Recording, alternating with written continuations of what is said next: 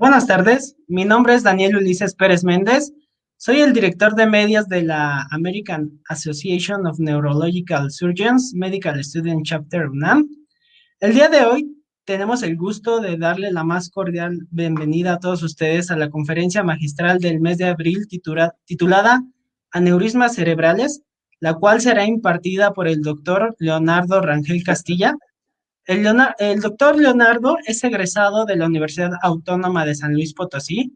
Hizo su residencia en neurocirugía en la Universidad de Texas Medical Branch en Galveston, Texas. También hizo residencia de neurocirugía pediátrica en Texas Children's Hospital, Baylor College of Medicine en Houston, Texas. Hizo también una residencia de neurocirugía en el The Methodist Neurological Institute en Houston, Texas. Hizo diferentes fellowship, el doctor, como Cerebrovascular School Base, Neurological Institute en St. Joseph Hospital and Medical Center en Phoenix, Arizona, y Neuroendovascular en el Gates Vascular Institute en la Universidad de Buffalo de Nueva York. El doctor es miembro activo de diferentes asociaciones como la ANS, el Congress of Neurological Surgeons, Michigan Association of Neurological Surgeons y Minnesota Association of Neurological Surgeons. El doctor ha desempeñado diferentes trabajos, como en el Departamento de Neurocirugía y Radiología de la Clínica Mayo en Rochester, y también en el Departamento de Neurocirugía en Wayne State University en Detroit. También el doctor ha sido autor y ha participado en la realización de diferentes libros, como libros de cirugía neuroendoscópica, por mencionar algunos. El doctor también ha sido colaborador y ha realizado diferentes artículos y ha presentado sus trabajos en todo el mundo. Así que en verdad para nosotros es un honor contar con su presencia el día de hoy y sin más por el momento le doy la palabra al doctor. Buenas tardes a todos, muchas gracias Daniel y un gusto estar aquí con ustedes. Yo soy orgullosamente mexicano, nací, hice la Escuela de Medicina en la Universidad Autónoma de San Luis Potosí, donde actualmente me encuentro. Yo me gradué de medicina en el 2003, ya hace algunos años, y después de ahí hice toda mi especialidad y subespecialidad en Estados Unidos. Mi práctica no exclusiva, pero sí muy cargada a lo que es enfermedad cerebrovascular, ya sea de manera abierta, base de cráneo y también endovascular. Entonces, hoy les voy a hablar un poquito acerca de aneurismas cerebrales y pues bueno, les agradezco la invitación y muy orgulloso de compartir esto con la gente de la UNAM. Entonces, empezamos, ¿verdad? Puede compartir su pantalla. Antes de que comience, me gustaría agregar que a todos aquellos, no olviden por favor que para obtener constancia requieren aprobar al final la evaluación de la ponencia. El enlace de registro y evaluación va a ser emitido al final de la conferencia. También les recuerdo que pueden dejar sus preguntas sobre la ponencia en el chat y al final estas se van a realizar al doctor.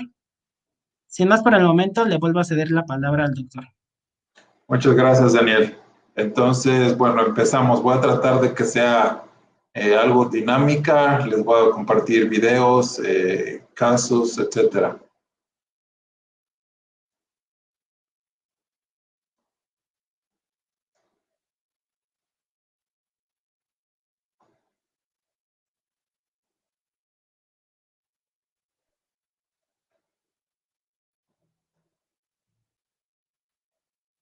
Bueno, pues vamos a empezar.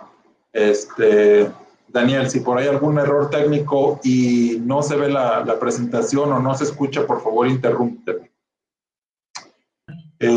Empezamos con aneurismas cerebrales. Los aneurismas cerebrales, bueno, antes de eso, les quisiera platicar un par de minutos donde hice mis estudios de residencia.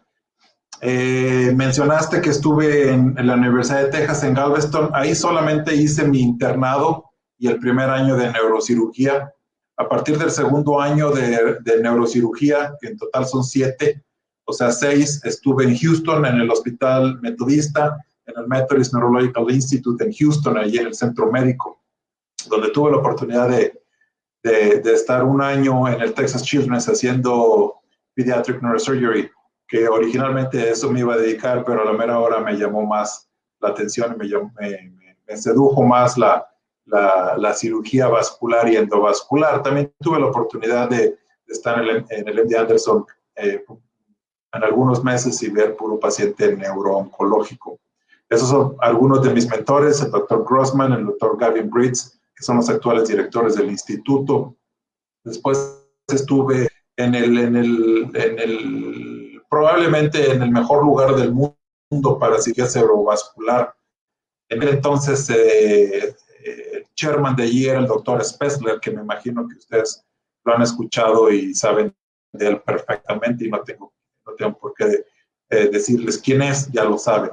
Ahí tuve la oportunidad de incrementar mis estudios, haciendo mucha cirugía cerebrovascular, de tallo cerebral, y aprendiendo abordajes complejos del tallo cerebral. Por ahí también estaba un gran amigo y un gran mentor, el doctor Peter Nakai, y bueno, fue un año fantástico. Después de ahí tuve la oportunidad de hacer mi fellowship de endovascular en la Universidad de Buffalo, en el departamento de neurocirugía, y bueno, también fueron 2 años increíbles en la que aprendimos mucha neurocirugía endovascular. Como mencionaron, tuve la oportunidad de ser coautor de algunos libros, ahí los que pueden ver, el Neuroendoscopic Surgery, que fue el primero que salió en el 2016, después en el 2018 salió el otro de neurovascular que se llama Decision Making in Neurovascular Diseases. Y por último, el más reciente y el que más estoy orgulloso, un Video Atlas of Neuroendovascular Procedures. Este salió en el 2019 y la gente lo ha aceptado muy bien. Bueno, ahora sí, entrando en materia, hablando de aneurismas cerebrales, es más común de lo que pensamos. 2 o 3 personas de 50 personas, no sé cuánta audiencia tengamos, pero 3 personas de cada 50 en la audiencia va a tener algún aneurisma cerebral. Eso no significa que van a tener un sangrado, pero anatómicamente, si se escanean, si se hace una angiotomografía a 50 gentes, vamos a encontrar aneurismas en 2 o 3 de ellos. Es más común en mujeres que en hombres, no se sabe por qué, igual que los meningiomas es más común en mujeres. Prácticamente lo que es un aneurisma es un área débil en el vaso sanguíneo que se agranda y se describe como un ballooning del vaso sanguíneo. En Estados Unidos, alrededor de 3 a 6 millones de gentes tienen un aneurisma cerebral. Aquí en México yo creo que calculo, obviamente no hay estadísticas tan certeras, pero entre 2 y 4 millones. O sea, es mucho paciente, pero no todos se van a romper. Alrededor de solo el 5% de la gente que tiene un aneurisma cerebral va a sufrir un sangrado, ya sea una hemorragia subaracnoidea, hemorragia intraparenquimatosa. Estos son números en general, pero por ejemplo, un aneurisma gigante va a tener un 20% de ruptura, un aneurisma disecante a lo mejor un 50%, un aneurisma de circulación posterior va a aumentar, etcétera. Estos números que ven aquí en esta pantalla hay que tomárselos con mucha cautela porque en realidad lo que vemos en el día con día pues es más, vemos muchísimos más hemorragias subaracnoideas. ¿Qué pasa cuando tiene una hemorragia subaracnoidea? Prácticamente el 50% va a morir, ya sea inmediatamente o en las primeras 24 o 48 horas. Normalmente muere pues del sangrado de hemorragia subaracnoidea y la hidrocefalia súbita que hacen estos pacientes. La mortalidad no acaba ahí. Después los pacientes pueden llegar a fallecer por el vasoespasmo. El vasoespasmo es una de las cosas que si no mató al paciente en un principio, aún lo puede seguir hiriendo en los próximos 2 o 3 semanas del sangrado inicial. Entonces, por todo esto, se dice que el 50% de los pacientes van a morir. De los otros 50, 25 van a tener un tipo de secuela neurológica y el otro 25 va a tener una vida normal. ¿Qué va a producir la aparición de un aneurisma y su ruptura? Es multifactorial, no se puede decir esto es específicamente la causa, igual que el cáncer es multifactorial. Hay enfermedades genéticas, por ejemplo, hay una enfermedad que está relacionada a una enfermedad renal, la enfermedad renal poliquística, polycystic renal disease, que es una enfermedad en la que la colágena está alterada, y los pacientes que tienen esta enfermedad de polycystic kidney disease eventualmente van a desarrollar aneurismas. Factores externos, el tabaco, por mucho es un factor externo que va a irritar al endotelio y va a producir aneurismas cerebrales y va a inducir a la ruptura de aneurismas cerebrales.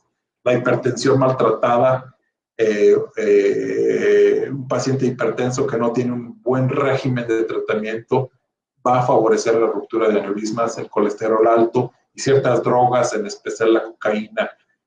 Pacientes jóvenes, menos de 30 años, que se presentan con hemorragia subaracnoidea por aneurisma cerebral, cocaína hasta no demostrar lo contrario. Los aneurismas también pueden estar relacionados a otras identidades, por ejemplo, las malformaciones arteriovenosas, hasta un 20% de los pacientes con malformación arteriovenosa va a tener algún aneurisma cerebral. Normalmente esa es la causa del sangrado, no tanto la malformación, sino el aneurisma. Y algunas otras enfermedades más raras de la colágena o enfermedades genéticas que van a dar predisposición a la formación de aneurismas. Clasificación muy vaga y ya es muy vieja, pero no hay otra, así es que se las tengo que presentar en cuanto al tamaño. Ahí pueden ver el tamaño de los aneurismas cuando hablen, para hablar un idioma igual. Cuando se dice es un aneurisma pequeño, normalmente es menos de 7 milímetros, grande es de 7 a 25 y gigante más de 25. Originalmente se decía que los grandes y los gigantes son los que se rompen, pero no. La gran mayoría de los aneurismas que vemos, de hecho, son pequeños. En general, los aneurismas que yo trato miden 5 y 6 milímetros. He visto aneurismas hasta 2 milímetros romperse. Entonces, a lo mejor esta clasificación ya no es buena, y si alguien tiene ahí el gusanito de hacer un poco de research, esto podría ser un buen proyecto. El tamaño, en realidad, si en realidad importa o no. Tipo de aneurismas, la mayoría son saculares, o lo que le llaman berry aneurysm, que son las dilataciones redondas, que en su mayoría son de ese tipo, el 95% son de ese tipo, y anatómicamente se van a localizar en donde dos arterias cerebrales se bifurcan. Esa es la regla. Donde dos arterias se bifurcan, ahí es donde va a aparecer el aneurisma. Donde sale el comunicante posterior de la carótida, ahí es un sitio de aneurisma. Donde la cerebral media se bifurca, ahí sale un aneurisma. Donde la comunicante anterior se bifurca, ahí sale un aneurisma. En la punta de la basilar que origina las dos cerebrales posteriores, ahí también se origina. Entonces, los aneurismas saculares se originan en las bifurcaciones, y esto tiene que ver con la hemodinamia de flujo, que en esos puntos específicos el flujo laminar cambia a un flujo turbulento y da el favoritismo, se favorece la creación de un aneurisma. En cuanto a la localización, que ya les mencioné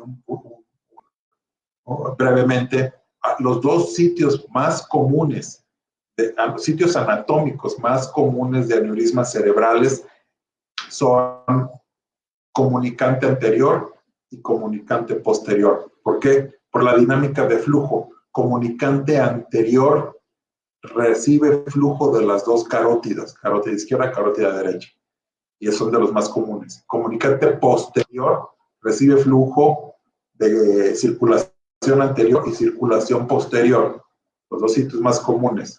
Entonces, si algún día ven una hemorragia subaracnoidea y quieren impresionar al residente o quieren impresionar al attending, ¿dónde crees que esté el aneurisma? Comunicante anterior, comunicante posterior, ya están cubriendo el 70%. Los fusiformes son algo especial porque son difíciles de tratar. No son chipote en sí, sino es una arteria enferma, un segmento largo enfermo. Normalmente los fusiformes y los disecantes son muy similares, que tienen una forma de salchicha alargada. Ahí el problema es que todo el segmento de la arteria está abnormal. Y la cirugía a veces no es la mejor solución. Ya lo veremos más adelante. El tratamiento endovascular para este tipo de aneurismas ha revolucionado el tratamiento. Y por último, las infecciones los aneurismas que salen secundarios a una infección. Esto es el paciente clásico con una endocarditis, ya sea por drogas o por posoperado de corazón o cirugía cardíaca, que las valvas, especialmente la mitral, tiene vegetaciones bacterianas. Va a embolizar esa bacteria, la bacteria va y se aloja a una arteria cerebral, va a causar una debilidad en la arteria y eventualmente se van a formar aneurismas. Normalmente los aneurismas se forman en años. Los aneurismas micóticos se pueden llegar a formar en horas y normalmente están muy distales en territorios de la arteria cerebral media. Les acabo de pasar mucha información de exámenes de admisión, así es que ahí me lo van a agradecer. Pero el problema es que la mayoría de los aneurismas no da síntomas. El 90% de los aneurismas no pasa nada. Están latentes y hasta que se rompen la gente sabe. Ojalá hiciéramos resonancia, angiotomografía, toda la gente como un screening para ver si hay aneurismas o no. Desafortunadamente no se hace y los pacientes desafortunadamente se enteran que tienen un aneurisma cerebral hasta que se rompe. En algunos casos los aneurismas pueden llegar a ser grandes o no. La localización anatómica que está comprimiendo un par craneal puede llegar a dar síntomas. Por ejemplo, si están muy pegados al nervio óptico, a dar alteraciones unilaterales de visión, o si están muy pegadas, por ejemplo, una aneurisma de la arteria comunicante posterior puede estar muy pegado al tercer par craneal y dar un tercer déficit de tercer par craneal con midriasis, ptosis. Entonces, estos son los aneurismas que se pueden presentar con compresiones de pares craneales.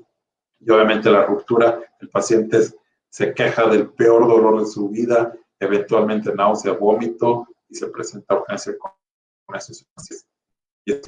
En algunas ocasiones el sangrado inicial puede ser devastador, el paciente cae en coma y ya no despierta. ¿Cómo se va a hacer el diagnóstico de aneurismas cerebrales? Una tomografía simple no sirve absolutamente para nada, más que para ver el sangrado o no. Entonces, si ustedes profilácticamente quieren escanear a alguien, ¿no? Este paciente tiene los factores de riesgo para un aneurisma, el mejor estudio para detectar un aneurisma es la angiotomografía, angiotac, o CT angiography, o una resonancia magnética, un MRI. Esos son los dos estudios que van a detectar hasta el 90% de aneurismas. Todos los pacientes con un aneurisma cerebral deben tener una angiografía diagnóstica para planear tratamiento. Entonces, cuando alguien de ustedes reciba algún paciente con una tomografía simple o un CT scan y resulta que ahí no hay aneurisma, deben de regañar a la persona que les está diciendo eso, porque los aneurismas no se diagnostican por tomografía, solo se diagnostican por angiotomografía y resonancia magnética. Cuando un paciente se presenta con un sangrado, pues es obvio. Por ejemplo, aquí en esta resonancia hay varias cosas. Primero van a ver un gran hematoma en el lóbulo temporal, calcificaciones, edema perilesional, en las cisternas de la base, que lo estoy señalando aquí con la flecha, hay hemorragias, esto es la clásica hemorragia subarachnoidea. Este sangrado proviene de un aneurisma que probablemente esté trombosado, es un aneurisma gigante.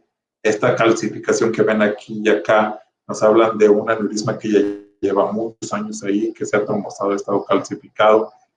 Vean cómo el tallo cerebral está desplazado y está siendo comprimido, o está siendo compreso, perdón, por un gran aneurisma que se ha trombosado. Esa es la presentación clásica de un aneurisma roto. Este otro aneurisma es una mujer joven de 55 años de edad que se presenta con diplopia. Entonces, este aneurisma gigante está localizado dentro del seno cavernoso, en la parte cavernosa de la carótida interna. No se ha roto y los aneurismas del segmento cavernoso jamás se van a romper, pero van a dar neuropatías, van a comprimir algunos de los nervios que están en el seno cavernoso, que ustedes ya saben cuáles son. Es el 3, el 4, el 6, una rama del 5. Normalmente se presentan con compresión del 6 y los pacientes se quejan de diplopia. Los aneurismas pueden llegar a ser muy complejos. Estoy tratando de poner un video, pero al parecer no me dejó.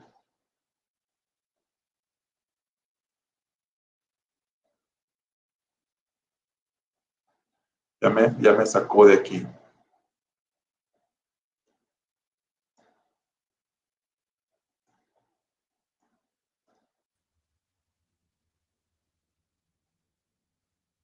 Perdón, lo voy a... estaba muy cargada el video y me botó. Me voy a volver a conectar. Sí, doctor.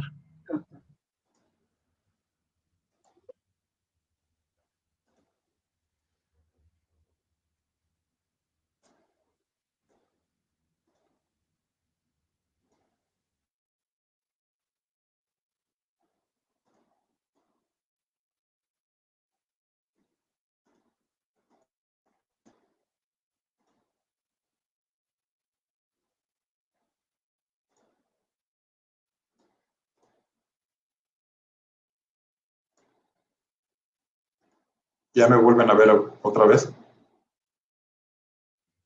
Sí, doctor. De igual manera ya se ve la presentación. Ok. Perdón, ahí tenía un video, una animación, pero se las voy a deber porque me va a cerrar otra vez la pantalla. Entonces, bueno, ya hablamos de los aneurismas, cómo se tratan y cuáles. El tratamiento normalmente en las guías americanas dice que los grandes o mayor de 7 milímetros son los que se deben de tratar. Yo en lo personal recomiendo que se traten los de 4 milímetros en adelante, porque como ya les mencioné, la mayoría de los aneurismas que se ven en urgencias miden 4 o 5 milímetros. Obviamente también la condición clínica del paciente, si un paciente llega en coma, un Glasgow 3 y un Hunt and Hess de 5, probablemente ya no hay mucho que hacer. Una historia familiar, por ejemplo, si los padres tuvieron, o alguno de los padres, abuelos, tuvieron un aneurisma roto y alguno de los hijos de los descendentes tiene un aneurisma que se encontró por hallazgo, yo recomiendo el tratamiento, ya que esa carga genética de ruptura puede ser factor de riesgo para los pacientes.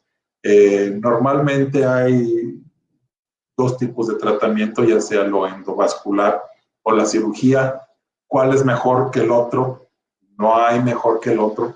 Hay que seleccionar bien al paciente, saber qué tipo de aneurisma estamos tratando, cuál aneurisma va a tener, o qué cirugía va a tener o va a traer menos complicaciones al paciente. A ver, voy a intentar hacerlo de nuevo porque están bonitos estos. Ahí van ya.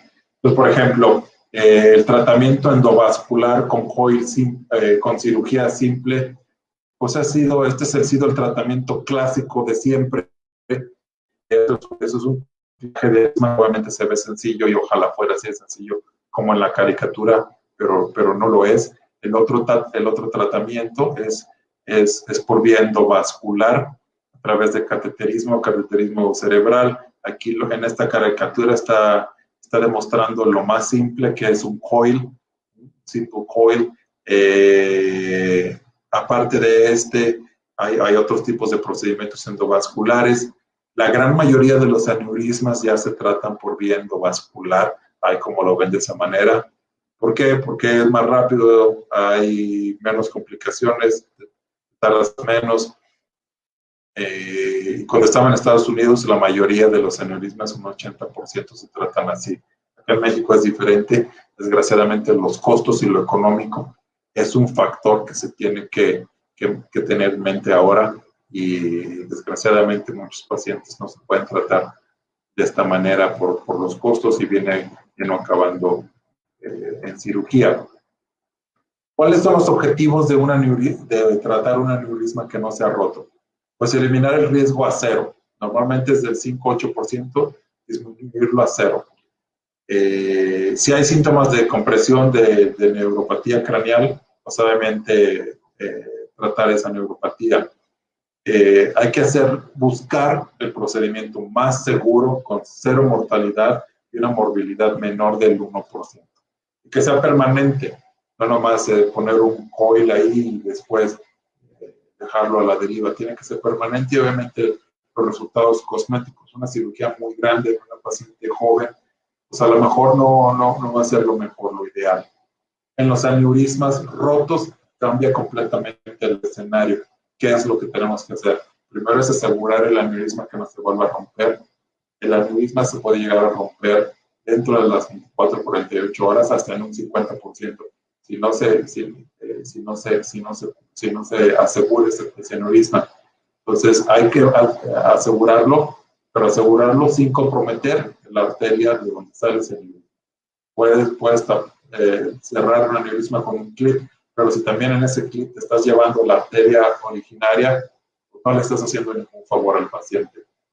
Una vez que se asegura el aneurisma, simultáneamente es tratar la hidrocefalia y manejar la hipertensión intracraneal. Son las dos cosas que se tienen que hacer entre las primeras 24 horas. ¿Qué sigue después? El vasoespasmo, que se ve desde el día 4 al día 21. ¿Qué es el vasoespasmo? Es la reactividad de una arteria al sangrado.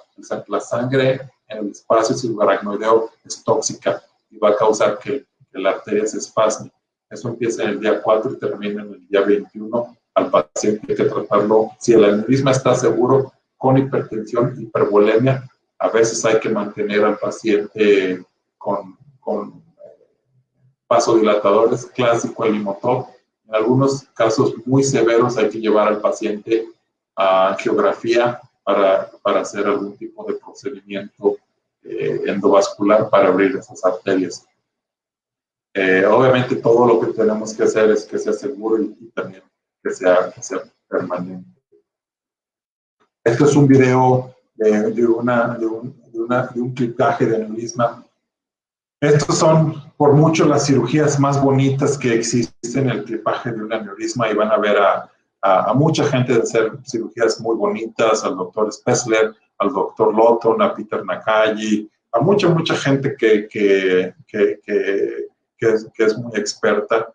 Es una combinación de anatomía, de microcirugía, de delicadeza. Aquí lo que estoy haciendo es un aneurisma de la arteria cerebral media, no roto, en una paciente con factores de riesgo. Estoy poniendo un clip temporal para disminuir el flujo en esa arteria cerebral. Hice aquí una craneectomía terional mini, o lo que le llaman un mini terional approach, en el que es una craneectomía de 2 centímetros, y a través de ahí se abre un poco la fisura de Silvio, o se hace un transylvanian approach hasta que se llega al aneurisma. Obviamente hay que ver qué tipo de aneurisma es, si es pequeño. En este caso es un aneurisma que mide alrededor de unos 5 centímetros.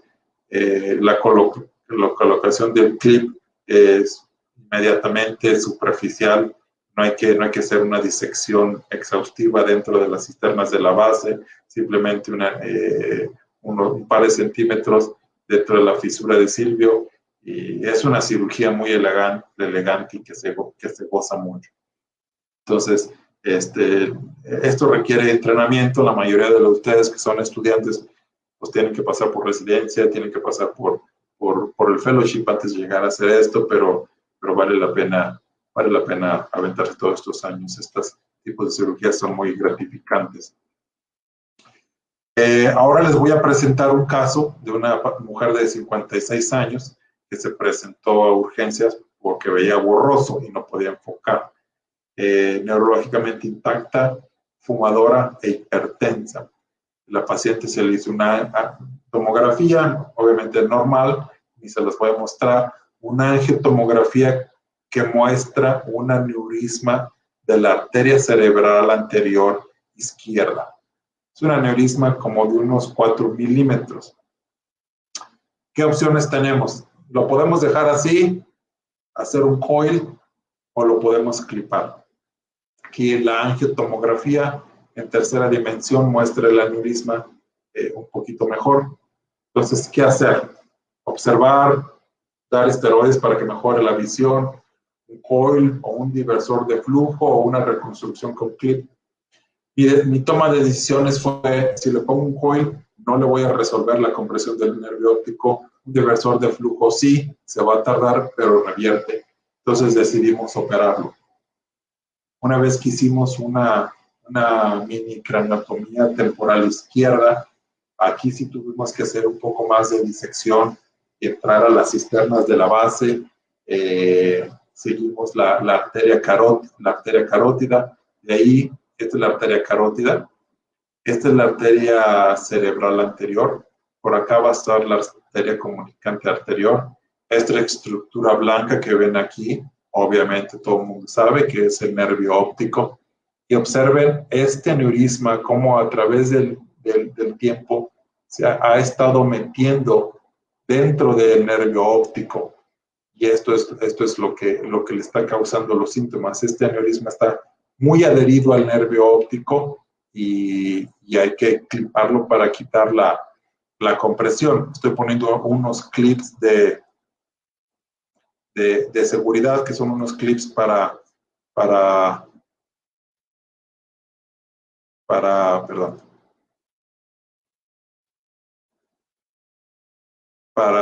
cerrar el flujo temporalmente y así poder manipular un poquito mejor el aneurisma. Si se me llega a romper, pues tengo estos clips que me están ocluyendo el vaso temporalmente. Una vez que pongo esos clips, tengo alrededor de unos 10 minutos para hacer el resto de mi manipulación.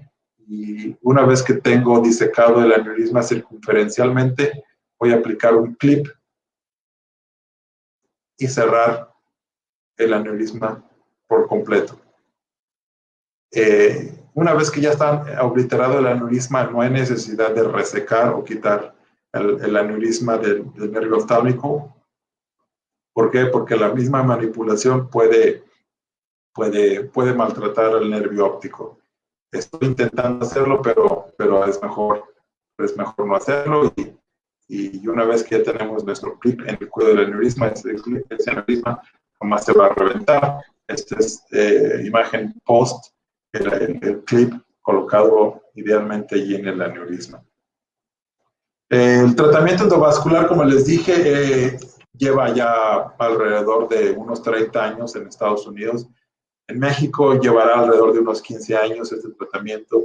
Hay varios hospitales que ofrecen esto en las ciudades grandes. Cuando regresé a San Luis Potosí, traje conmigo esto al estado. Los coils es la manera más fácil de tratar aneurismas endovascularmente. Hay otros tipos como los balones, los stents o los divertores de flujo, que ahorita les voy a enseñar la belleza de este tipo de tratamiento. Desafortunadamente el problema son los costos. Tratamiento endovascular se hace por un acceso a través de la arteria femoral o a través de la arteria braquial o radial, son las dos opciones. Normalmente se usa la arteria femoral, aunque ya estamos cambiando hacia la arteria radial. Yo aprendí haciéndolo en la femoral, ¿por qué? Porque pues así siempre se ha usado, pero ya últimamente he estado haciendo más accesos radiales, es más fácil, los pacientes no tienen hematomas. La complicación de un potencial hematoma en la ingle que pudiera haber con accesos radiales. Estos son ilustraciones nada más, simplemente. Estas ilustraciones las pueden encontrar en el atlas, en el video atlas de procedimientos endovasculares. Son sencillos, microcatéter con coils dentro del aneurisma. microcatéter que hay que navegar hasta llegar al aneurisma. Algunos otros aneurismas más complejos, un aneurisma grande de cuello ancho, a lo mejor vamos a necesitar un balón para inflarlo temporalmente y evitar que los coils se salgan del aneurisma hacia la arteria principal, o en otros casos más complejos, colocación de stent con coil para dar un mejor soporte. Diversores de flujo han cambiado mucho el tratamiento de los aneurismas. Los diversores de flujo son unos stents que se ponen dentro de la arteria de donde se origina el aneurisma. No se pone dentro del aneurisma, se pone en la arteria de donde se origina el aneurisma. Y este diversor de flujo, como el nombre lo indica, va a cambiar el flujo turbulento que originó ese aneurisma y va a dar un flujo laminar, si siguen esas flechas amarillas. Eventualmente, la falta de flujo turbulento dentro del aneurisma va a hacer que se colapse, eventualmente haya un crecimiento de endotelio sobre el stent y el aneurisma desaparecerá. Hay otros dispositivos como este que ven aquí en forma de Y, que se llama Pulsar o Pulsar, que son más complejos y se llegan a utilizar a altos costos, pero son otras opciones.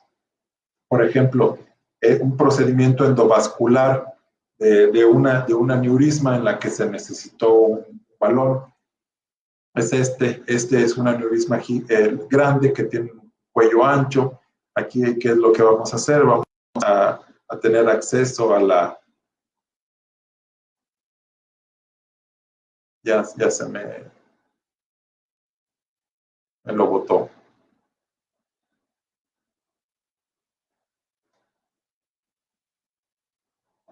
Estaba muy pesado el video y ya lo botó.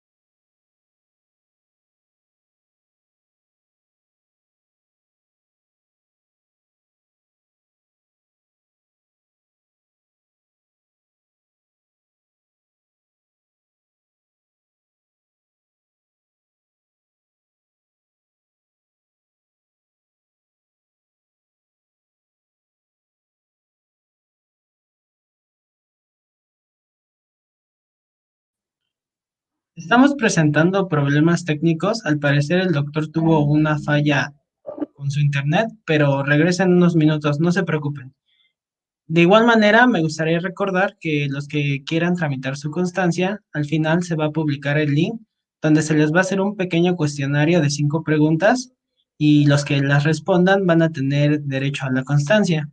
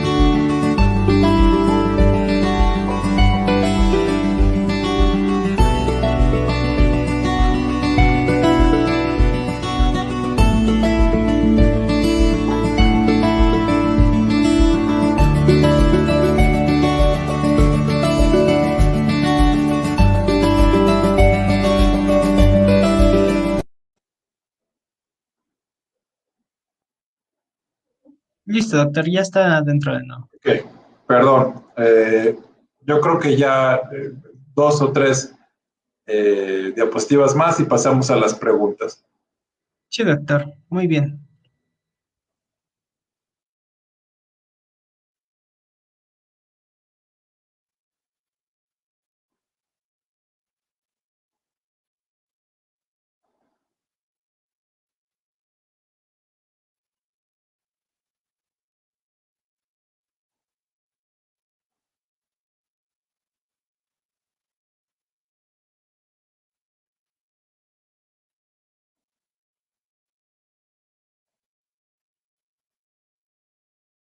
Bueno, entonces les iba a enseñar un video de la colocación de un stent. Ya no lo voy a hacer porque se me va a cerrar otra vez. Este es el último caso, una paciente de 68 años con cefalea.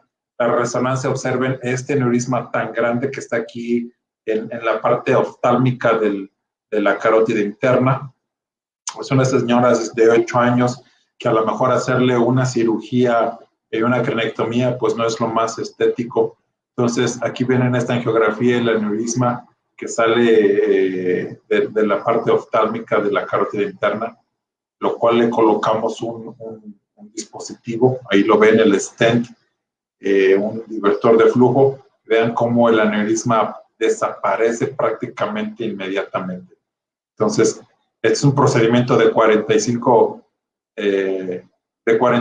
minutos y ha cambiado muchísimo el tratamiento de aneurismas endovasculares. Aquí ven cómo hay flow stasis o hay contraste aún flotando dentro del aneurisma en la fase venosa. Eso significa que este aneurisma ya se está trombosando. Y ahí ven el stent cubriendo hermosamente el cuello del aneurisma. Un aneurisma disecante de la arteria basilar, y digo disecante porque no está en una bifurcación como lo comentamos, está dentro de a mitad de trayecto de la arteria basilar, entonces es un aneurisma disecante. Otro aneurisma oftálmico grande que se reconstruyen muy bien con este diversor de flujo y prácticamente los aneurismas desaparecen. El dispositivo que les mencionaba, que se llama Pulse Rider, que tuve la oportunidad de poner varios de estos en la Clínica Mayo, estuve ahí varios años, y bueno, ese dispositivo no ha llegado en México, pero también existe. Y les iba a presentar un video de Augmented Reality en neurocirugía, vamos a ver qué pasa. Pero yo creo que es uno de los dispositivos que va a cambiar, va a revolucionar el planeamiento de cirugías y de cirugía de base de cráneo, de tumores, de aneurismas, es planear la cirugía en tercera dimensión en realidad virtual antes de hacer el procedimiento usando las tomografías y las resonancias del paciente. Ojalá algún día lo podamos tener en México, en Estados Unidos ya estaba arrancando. Es una herramienta que va a ser de mucha utilidad. Aquí es un paciente con un tumor, estamos planeando cómo llegar a ese tumor. Y bueno, pues aquí voy a cerrar la presentación. Voy a dejar de compartir mi pantalla y estoy dispuesto para preguntas. Muy bien. Muchas gracias, doctora. Ahora pasaremos a la sección de preguntas por parte de la audiencia. Le cedo la palabra a Diana Montserrat Chávez Muñoz, que es la coordinadora de la Facultad de Estudios Superiores Iztacala de este capítulo.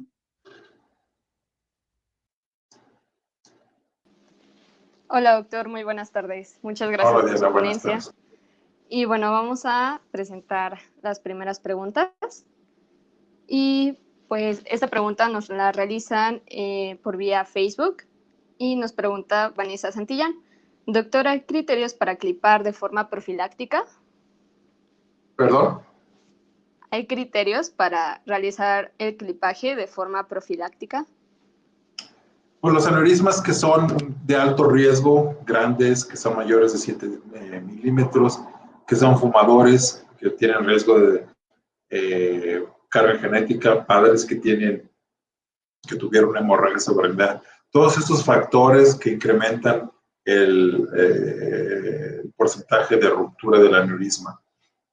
Realmente no hay guías como tal, es platicar con el paciente y eventualmente lo que el paciente seleccione una vez que el médico lo ha educado y lo ha orientado.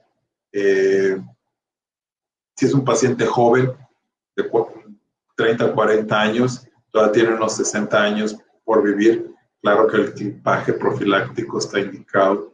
Es un paciente con un aneurisma no roto, pero ya tiene 85 años, a lo mejor ya no conviene tener los riesgos. O sea, cada paciente es independiente, individual, hay que tomarse las decisiones con el paciente, con la familia y el médico.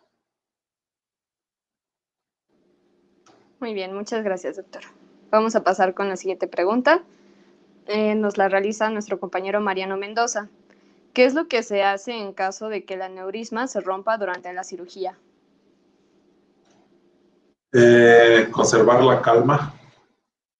Es normal que se rompan los aneurismas dentro de la cirugía. A mí se me han roto muchas veces y no pasa nada. Lo que hay que hacer es poner el aspirador con un cotonoide, un algodón en el sitio de ruptura. Si se rompe el aneurisma en el domo, es muy fácil de reparar. Colocas un clip temporal en las arterias principales y secas el aneurisma circunferencialmente si no lo has hecho. El problema es cuando se rompe el aneurisma en el cuello.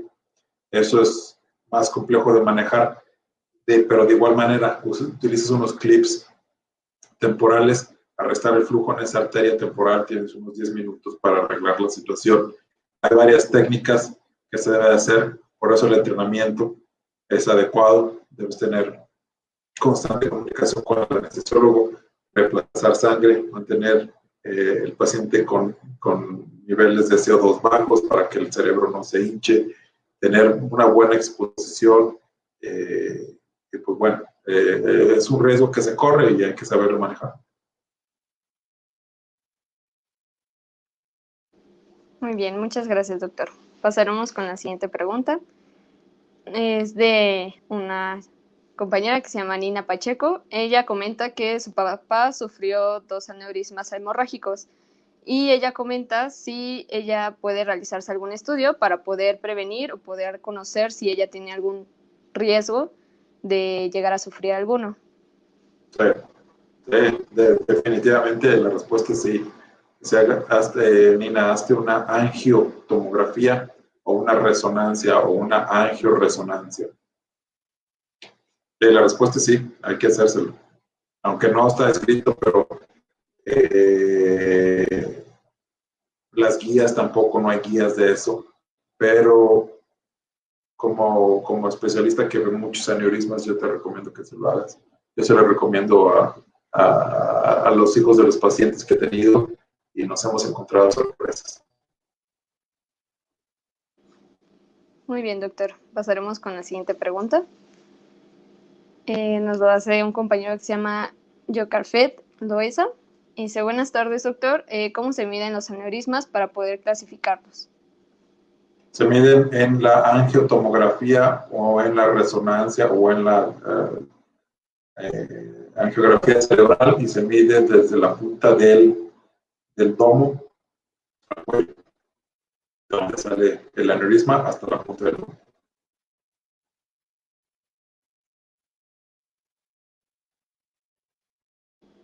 Muy bien, la siguiente pregunta es realizada por Ricardo García y él comenta, ¿cuál es el tipo y tamaño de aneurisma más peligroso?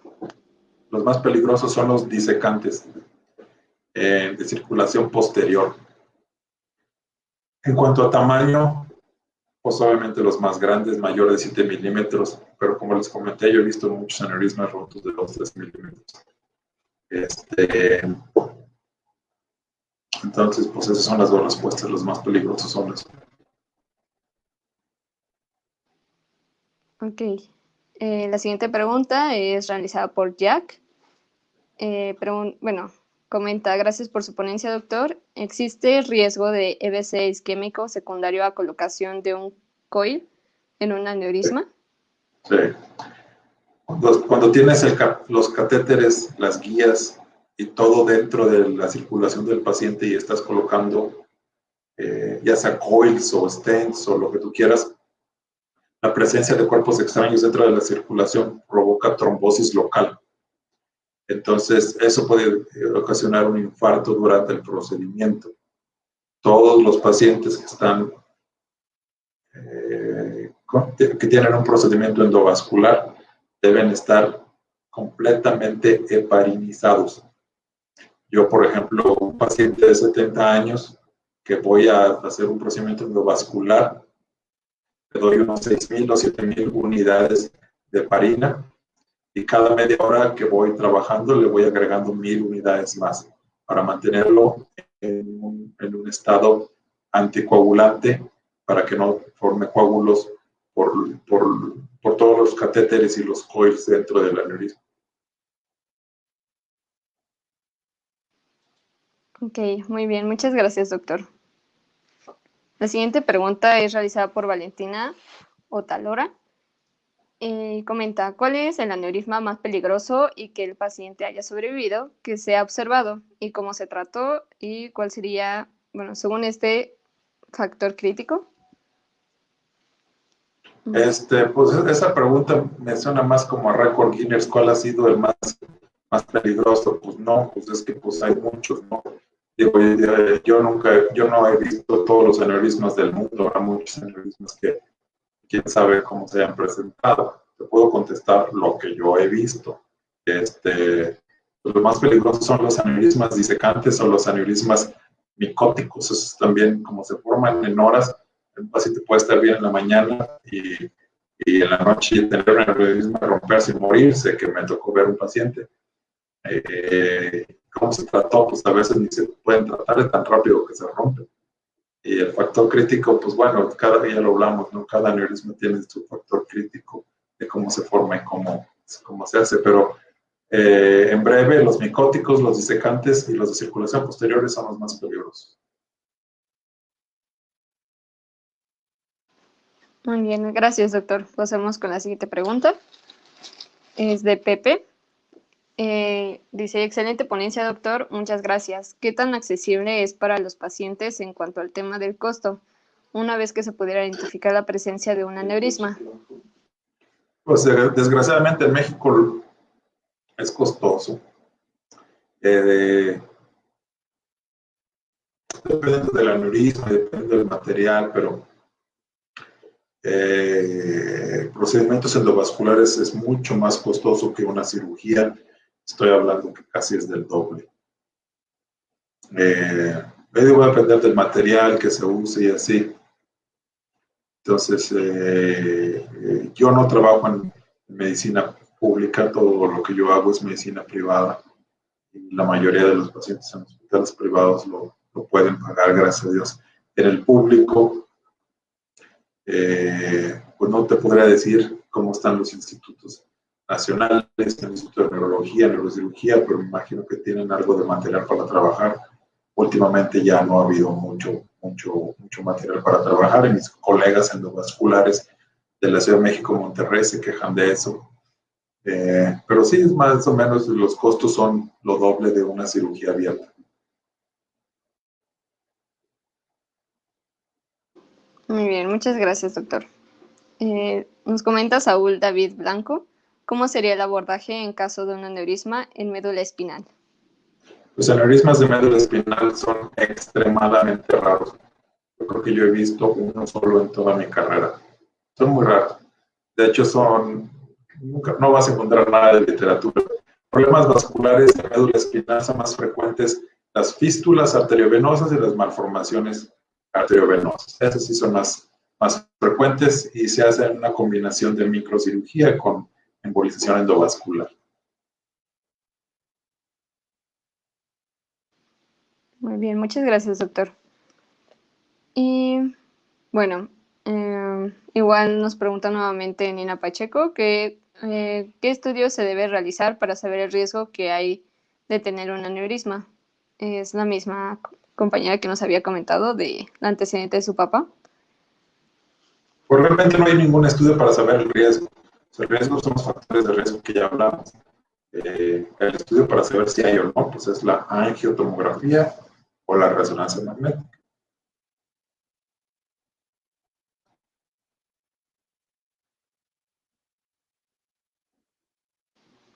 Muy bien. Pues la siguiente pregunta es de Irene de la Vega. ¿Cuáles van a ser los síntomas o secuelas más comunes debido al vasoespasmo una vez que se rompe el aneurisma? Es muy buena pregunta. Los síntomas más comunes, pues va a haber síntomas de isquemia cerebral. Los síntomas de isquemia cerebral va a ser dependiendo de qué arteria es la que se esté espasmando y qué territorio cerebral es el que no está llegándole oxígeno. Si es una de la arteria cerebral media izquierda, pues el paciente va a tener problemas de afasia, debilidad de una extremidad. Normalmente los pacientes que tienen vasoespasmo o que van para el vasoespasmo se inician antes de tener síntomas neurológicos, se ponen muy hipertensos, no se puede manejar la hipertensión, eso es porque el cuerpo está reaccionando al vasoespasmo y trata de incrementar la presión arterial para corregir el vasoespasmo solo, el cuerpo solo, pero a veces no es posible. Entonces va a depender de qué área del cerebro está afectando usted. Las secuelas de un vasoespasmo, pues es un infarto cerebral isquémico. ¿Y cómo se puede llegar a detectar? Hay que tener siempre la sospecha de que esto va a pasar y hay varias formas de saber si un paciente está entrando en vasoespasmo. Hay cambios clínicos, hay deterioro neurológico, se puede hacer un Doppler transcraneal para ver las velocidades de flujo de las arterias que normalmente se van a elevar y de ahí, si se sospecha, aún con el Doppler, la forma de diagnosticarla al 100% es repitiendo una angiografía cerebral y se ve el vasoespasmo, como las arterias están cerrando.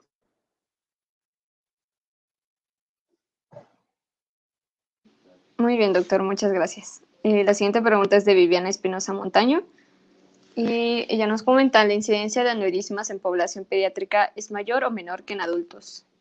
Mucho menor. Los aneurismas pediátricos son muy raros. Yo creo que yo he visto 3, 4. Son extremadamente raros, pero las malformaciones arteriovenosas son más comunes en población pediátrica, eso sí. Pero los aneurismas pediátricos son muy, muy raros. Muy bien, muchas gracias, doctor. La siguiente pregunta es de Natalia Torres. ¿Existen medidas preventivas que se pueden tomar en caso de tener antecedentes familiares de aneurismas? Si un familiar ya tuyo, previo, ya tuvo aneurismas o aneurismas rotos, pues ya te amolaste porque genéticamente ya traes carga genética para desarrollar aneurismas. ¿Qué te queda hacer? No ser hipertensa, llevar una dieta balanceada, ejercicio, no fumar, prácticamente todas las condiciones que favorecen un infarto cerebral van a favorecer un aneurisma cerebral también, entonces hacer eso. Y obviamente a un buen tiempo, digamos después de los 30 años, si hubo el antecedente, pues realizarse un estudio de imagen para para diagnosticar ese aneurisma antes de que se rompa. Muy bien, muchas gracias, doctor. La siguiente pregunta es Dan Freire. ¿Se pueden formar múltiples aneurismas micóticos? Sí. Mientras la endocarditis y la infección bacteriana del miocardio, del endocardio, perdón, no esté controlada, sí, claro. He visto pacientes que forman 2, 3 aneurismas en un periodo de 2, 3 semanas. Sí pueden hacer mucho, varios.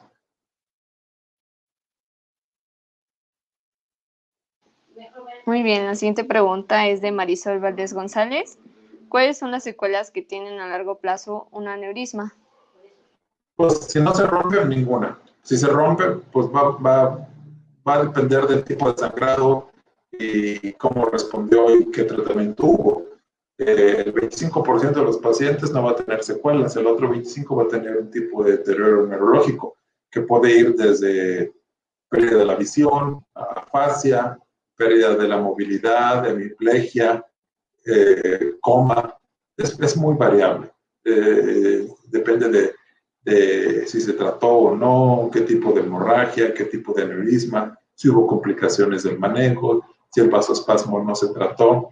Entonces, ahora sí, como en todo en neurología, dependiendo del territorio afectado, es la secuela que va a traer el paciente.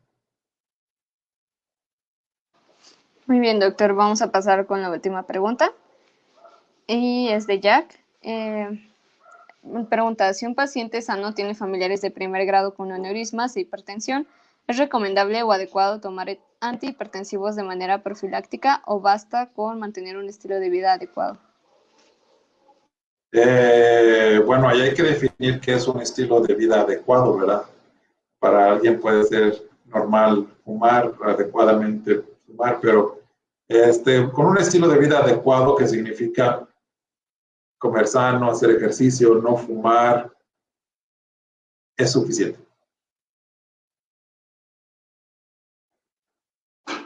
Muy bien, doctor. Pues, bueno, quedaron algunas preguntas pendientes, pero no sé si usted tenga ahorita el tiempo para contestarlas o si gusta las revisamos pues posteriormente en la transmisión. Yo creo que las dejamos para otra ocasión. Tengo que seguir aquí. Pues muchas gracias. Sí. Me pueden contactar por Instagram o por Facebook. Muy bien, doctor. Muchas gracias. Vamos a pasar para despedirnos. Le cedo la palabra nuevamente a mi compañero Daniel Pérez. Muchas gracias, doctor. Y pues terminando con esta respuesta a la última pregunta, damos por finalizada la conferencia magistral del mes de abril, Aneurismas cerebrales. Agradecemos nuevamente la honorable participación del doctor Leonardo Rangel Castilla, al igual que todos los miembros de la mesa directiva del capítulo que participan detrás de cámaras y que hacen todo esto posible. Les recordamos que al finalizar esta sesión por medio de nuestras redes sociales, publicaremos el enlace para el registro y obtención de la constancia. Además, les hacemos la más cordial invitación a nuestra segunda conferencia magistral del mes de abril, que se llevará a cabo en modalidad virtual, Patrones electrocorticográficos en cirugía de epilepsia y su impacto en el pronóstico, la cual será impartida por el doctor Daniel San Juan Horta el próximo 29 de abril. No olviden seguirnos en nuestras redes sociales para no perderse ninguno de nuestros próximos eventos del año 2021. Muchas gracias y ANSUNAM les desea un buen día. Gracias, doctor. Gracias, hasta luego, buen día.